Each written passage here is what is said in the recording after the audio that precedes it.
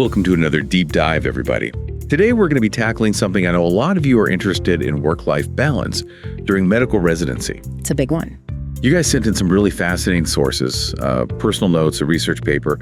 And yeah, I have to say, just even glancing at the intensity of this period in a doctor's career, it's very apparent. Yeah, it's often seen as like a trial by fire, this crucible. But what's really interesting is although the specifics of the program can really differ globally, the challenges that residents face are surprisingly universal.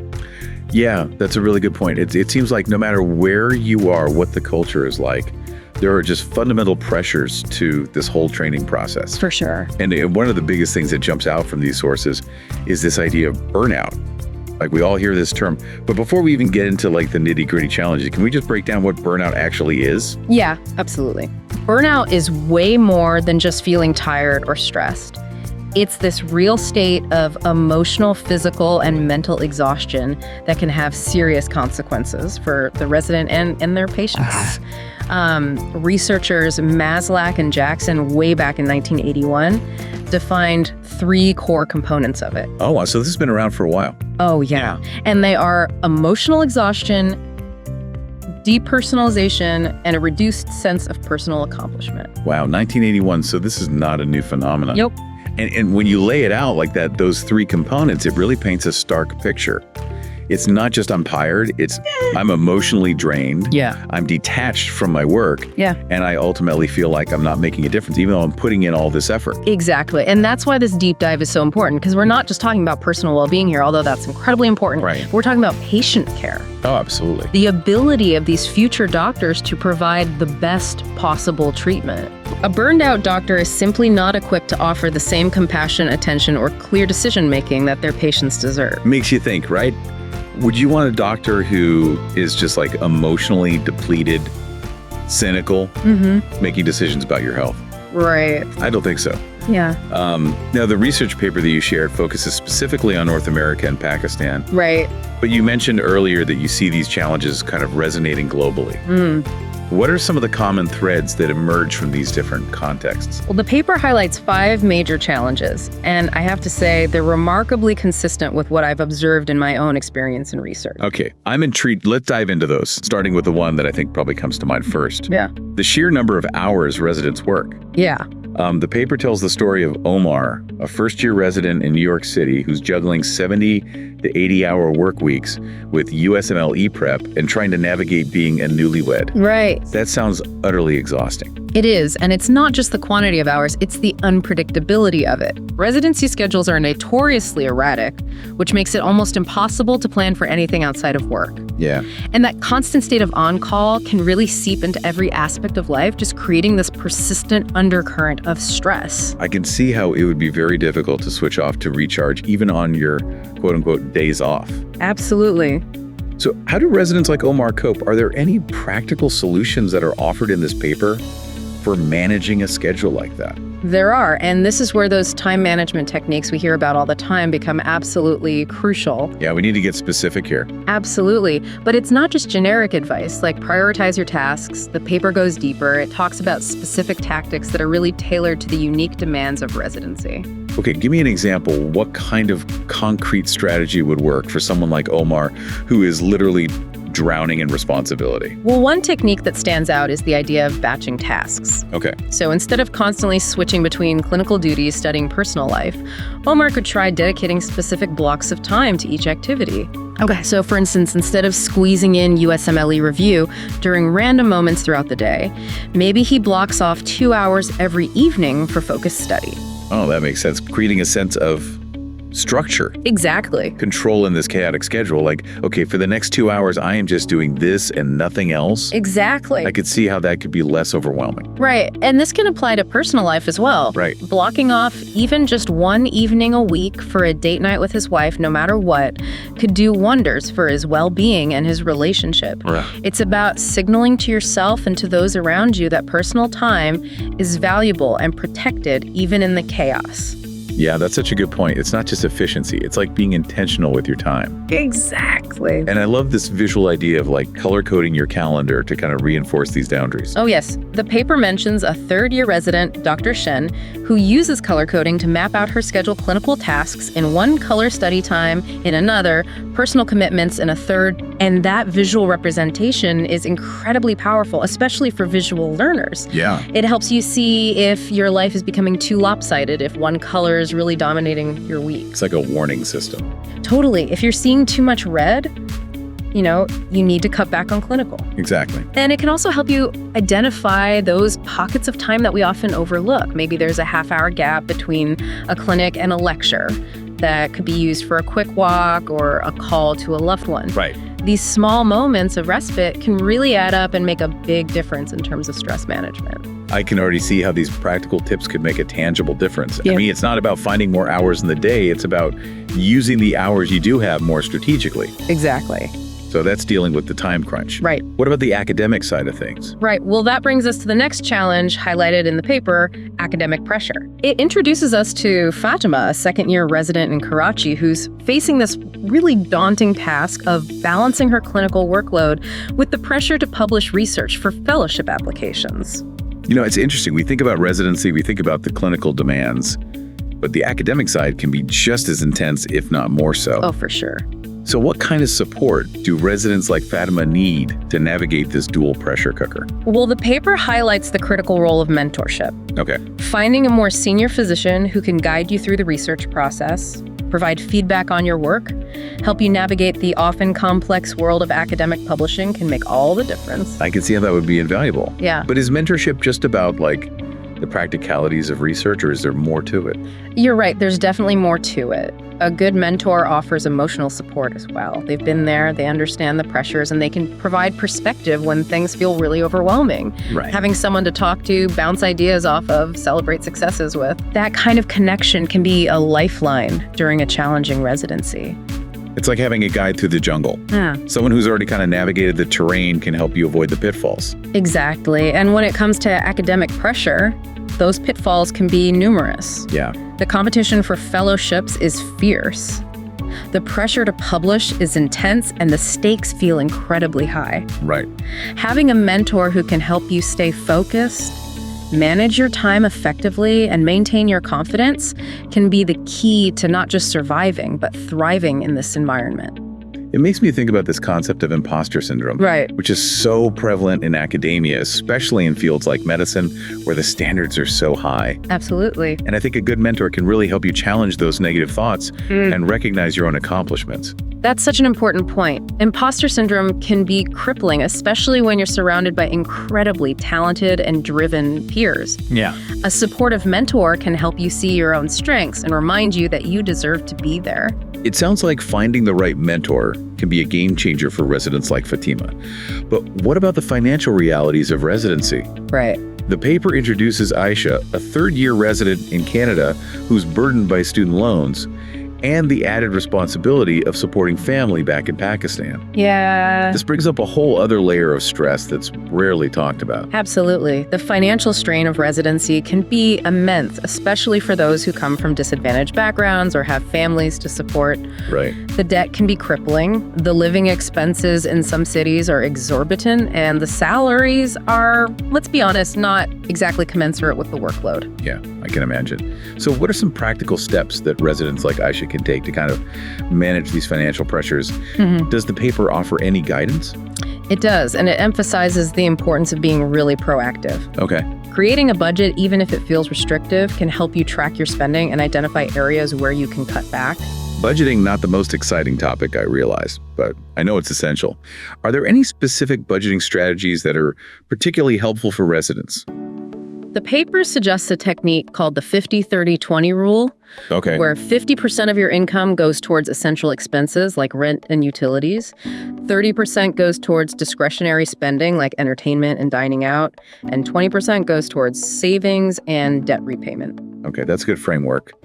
But for residents who are already struggling to make ends meet, even that 20% for savings and debt repayment can feel impossible. So are there any other resources that they can tap into? Absolutely. The paper highlights the importance of seeking financial counseling, especially for residents who are feeling overwhelmed by debt. Okay. A financial advisor can help you create a debt management plan, explore loan consolidation options, and even negotiate with lenders if necessary.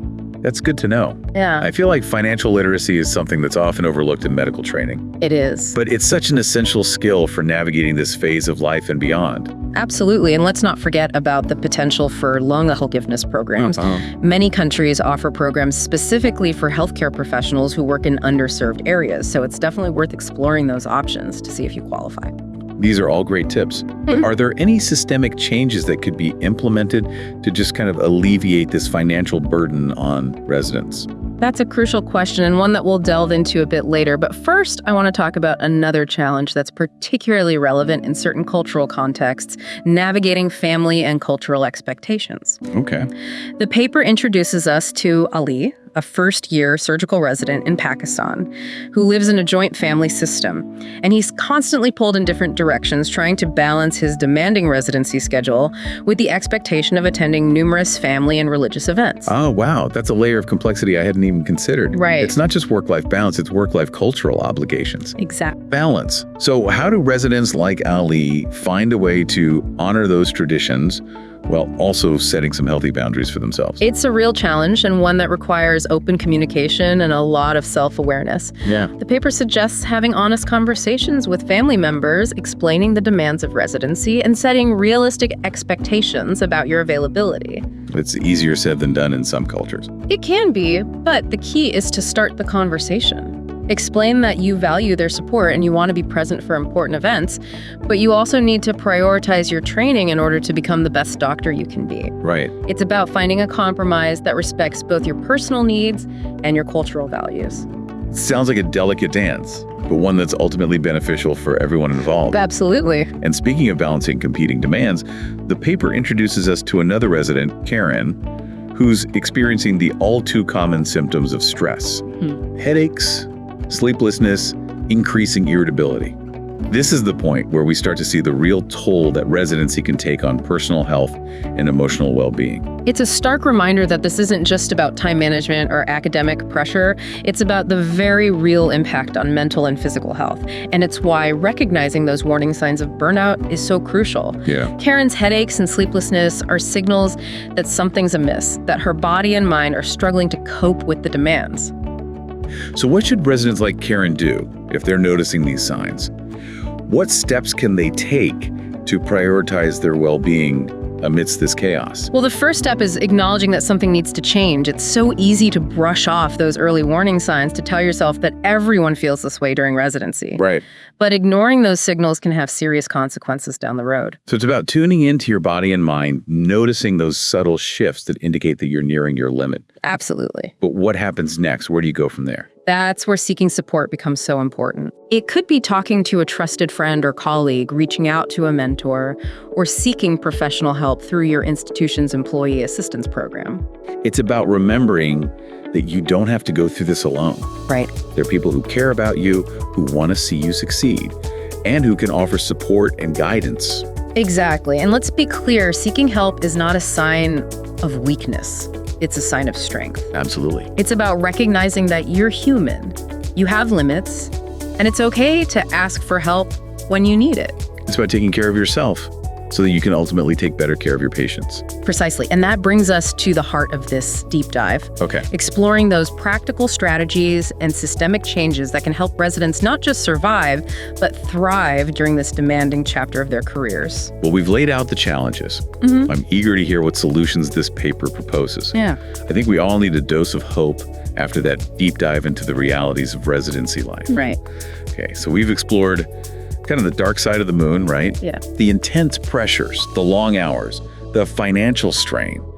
But you mentioned there is some hope. Yeah. What strategies do residents actually use to carve out some semblance of work-life balance amidst this chaos? Well, the good news is there are a lot of evidence-based techniques that can make a real difference. And what's encouraging is many of them are surprisingly simple and actionable. Okay, I'm all ears.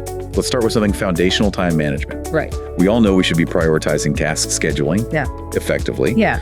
But how do you actually do that when you're constantly being pulled in a million directions. Right. Generic advice doesn't really cut it in this context. No. The paper gets specific offering techniques that are tailor-made for the residency lifestyle. Okay. One that I found particularly insightful is the concept of micro-recoveries. Micro-recoveries. Building in tiny moments of respite throughout your day to prevent that burnout from building up.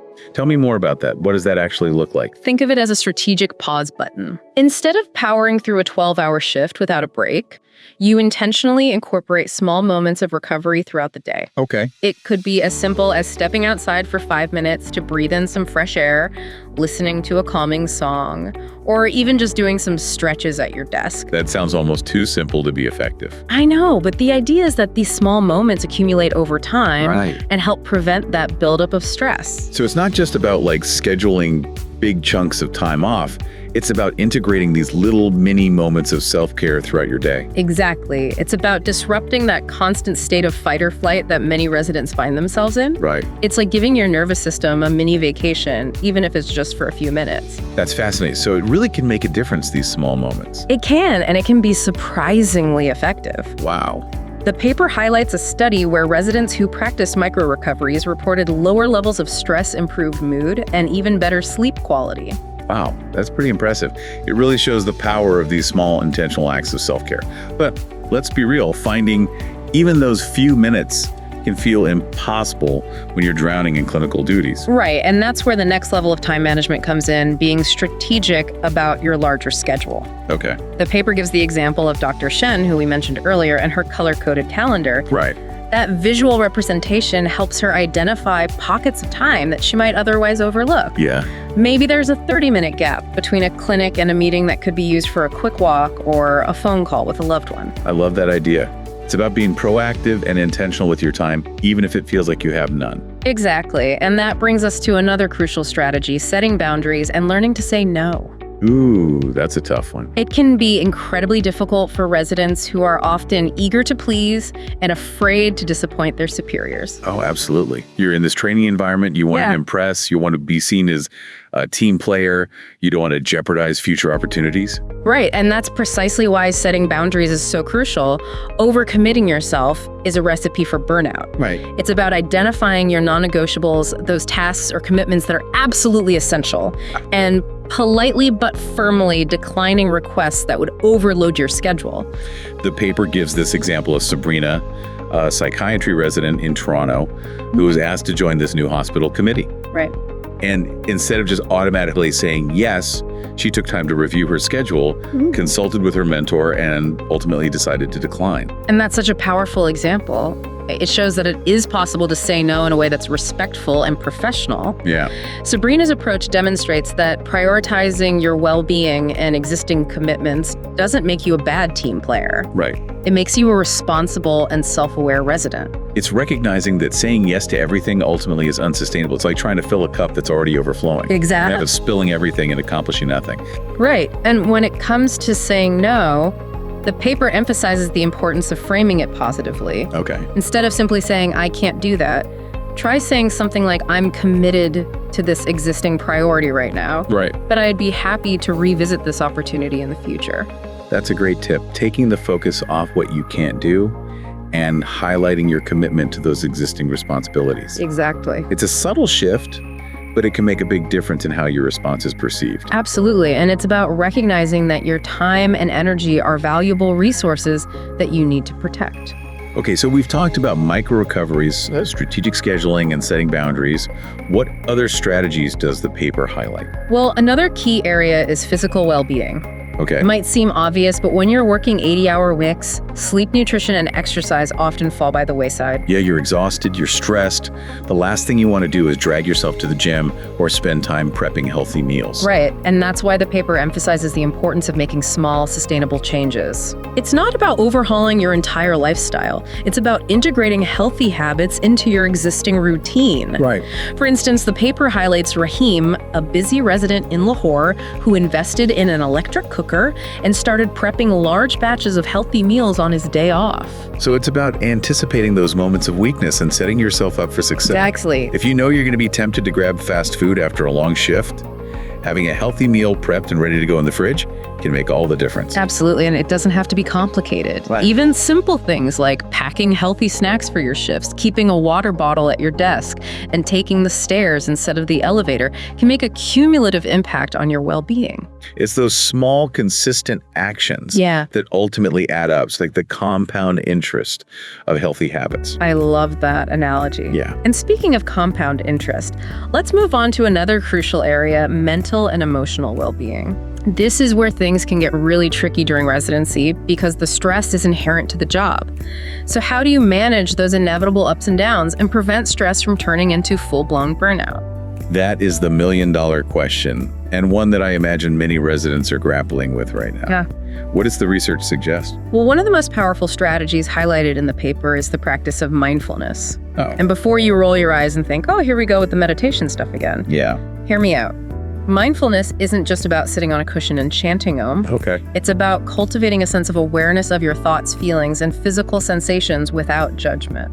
Okay, that sounds a bit less intimidating than I imagined, but how does that translate to the real world of residency? How do you actually practice mindfulness when you're surrounded by chaos?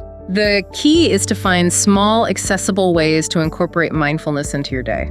It could be as simple as taking a few deep breaths before you walk into a stressful patient encounter, noticing the sensations of your feet on the ground as you walk down the hallway, or even just savoring your cup of coffee for a few moments before you dive into your to-do list. It's about creating those little pockets of stillness amidst the storm.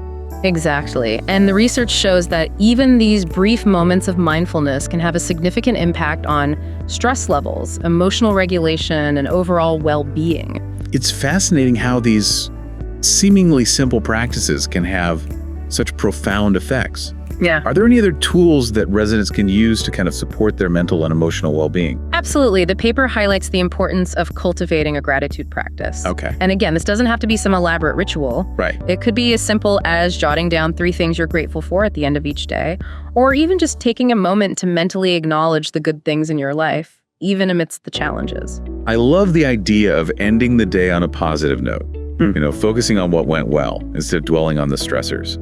It's a great way to kind of shift your perspective and build resilience. Exactly. And it's about rewiring your brain to focus on the positive, which can have a ripple effect on your mood, your motivation, and your overall outlook on life. The paper also mentions Emily, the pediatrics resident, who sets a daily gratitude check alarm on her phone. Right. I love that it's like a little reminder to pause and appreciate the good things, even amidst the chaos. It's brilliant, isn't it? It's those small intentional acts that can make all the difference. And speaking of intentional acts, the paper highlights another powerful tool for combating burnout: social connection. Okay. Residency can be incredibly isolating, especially when you're working long hours and feeling overwhelmed. I can imagine it's like you're living in this parallel universe where everyone else is asleep while you're on call, or everyone else is out socializing while you're stuck studying. Exactly. And that's why it's so crucial to make a conscious effort to stay connected with the people who matter to you. Whether it's grabbing coffee with a fellow resident, scheduling a video chat with family members,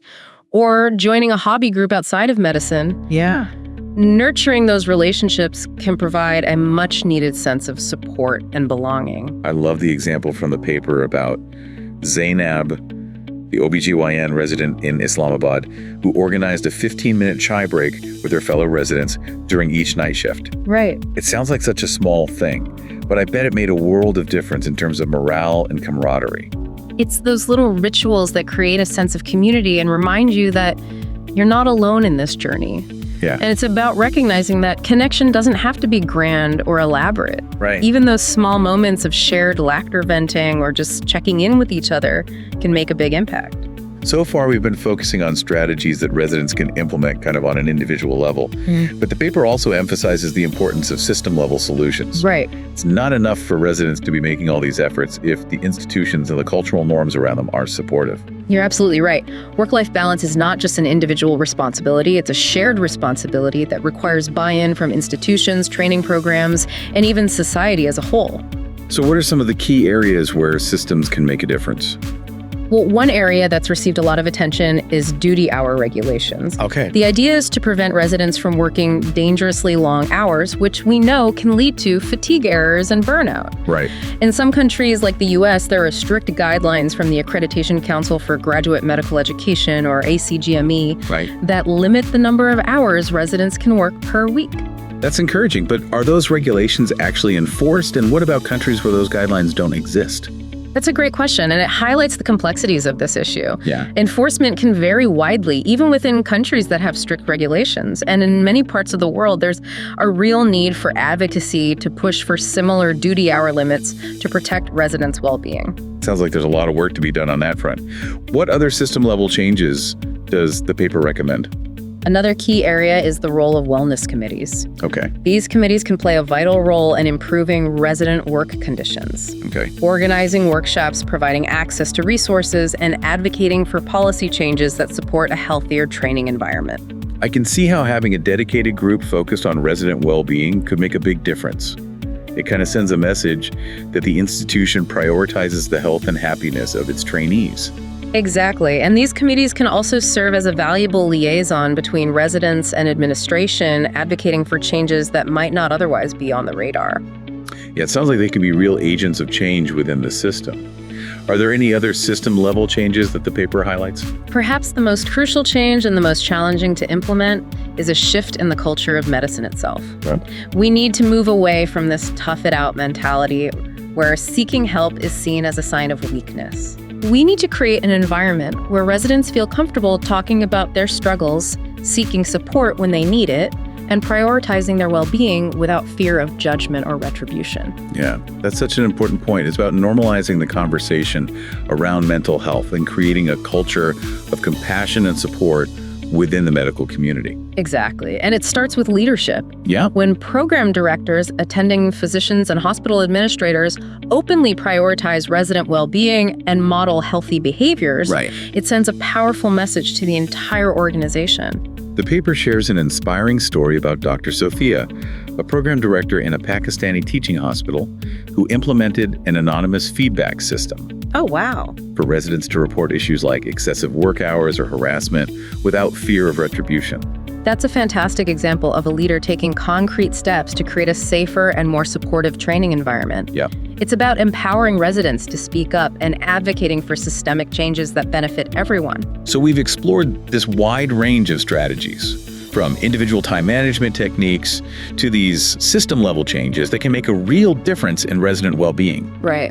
But before we wrap up, I want to circle back to something you mentioned earlier, the financial burden of residency. Yeah. Are there any larger solutions that could address this issue on a broader scale? That's a crucial question and one that deserves more attention. Yeah. One potential solution is increased government funding for residency programs, Okay. which could help to offset the costs of training and reduce the financial burden on individual residents. That would be a game changer, wouldn't it? It It would. would allow residents to really focus on their training and their well-being without this constant worry of debt hanging over their heads. Exactly, and it would make the field of medicine more accessible to students from diverse socioeconomic backgrounds. Right. Another potential solution is loan forgiveness programs, specifically targeted at healthcare professionals who work in underserved areas. Oh, that's a great idea. It would incentivize doctors to practice in communities where they're most needed and help to address the healthcare disparities that exist in so many parts of the world. Right, and it would also help to alleviate the financial burden on those who are committed to serving those populations. These are all really promising solutions, it Yeah. sounds like. There's a lot of potential for positive change if we can get the right people on board. Absolutely, it's going to require a collective effort from policymakers, healthcare institutions, and medical professionals themselves. Right. But I believe that if we prioritize resident well-being, it will ultimately benefit everyone, the doctors, the patients, and the healthcare system as a whole. Well said. We've covered a lot of ground in this deep dive, from the challenges residents face to the strategies they can use to navigate this demanding phase of their careers. We have. But I think it's clear that achieving true work-life balance during residency is not just about individual effort. It's about creating a system that supports their well-being. I completely agree. And it's about recognizing that investing in resident well-being is not just a moral imperative.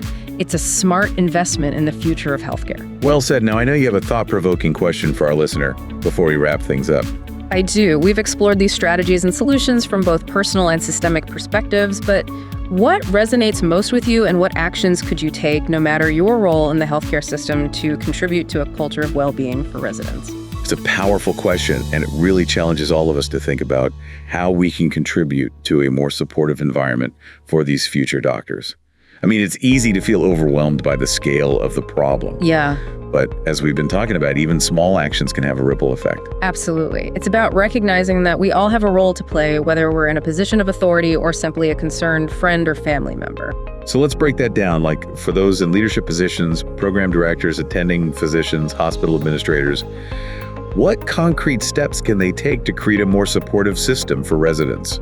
Well, we've touched on some of the key areas already: strengthening duty hour regulations, ensuring adequate staffing levels, and creating protected time for resident education and research are all essential starting points. It's about creating a system that values resident well-being as much as it values patient care. And let's be honest, those two things are inextricably linked. Precisely. And beyond those structural changes, it's about cultivating a culture of open communication where residents feel comfortable voicing concerns, seeking help when needed, and offering peer support without fear of judgment or retribution. That's so crucial. It's about creating a safe space where vulnerability is seen as a strength, not a weakness. Exactly. And that starts with leadership modeling those behaviors when attending physicians are open about their own struggles, when they prioritize their own well-being. Yeah. It gives residents permission to do the same. It's about breaking down that stigma that's so pervasive in medicine. Yeah. That you have to be superhuman to succeed.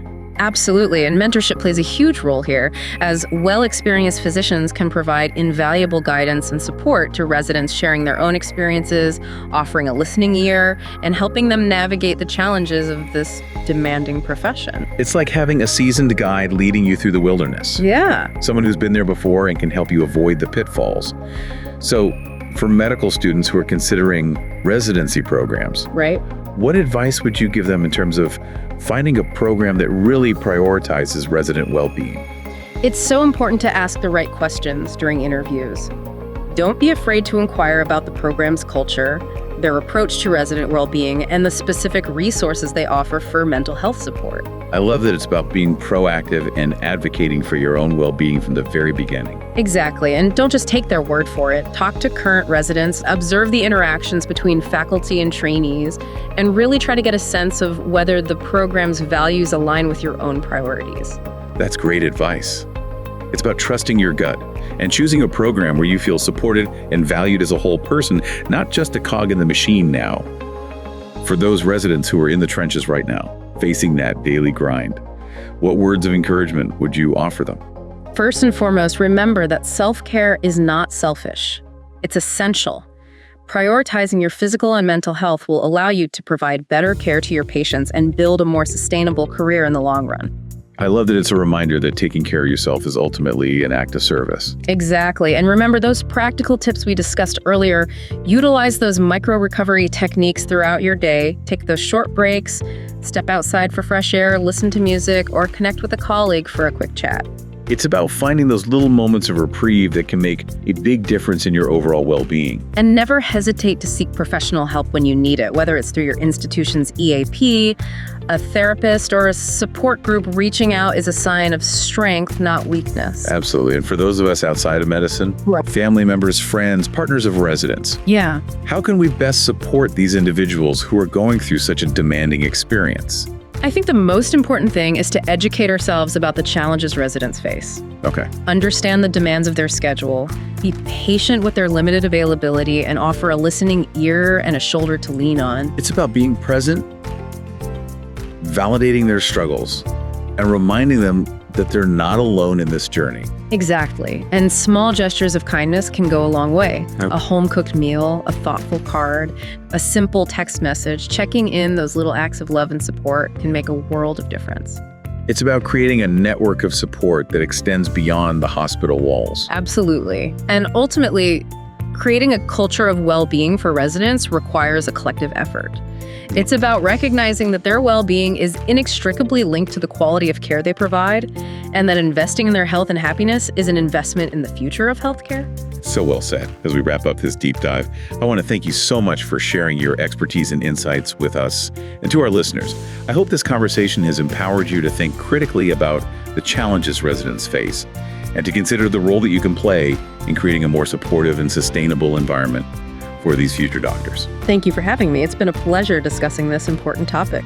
And thank you for joining us on The Deep Dive. And thank you for joining us on The Deep Dive. We'll be back next time with another fascinating exploration of a topic that matters to you.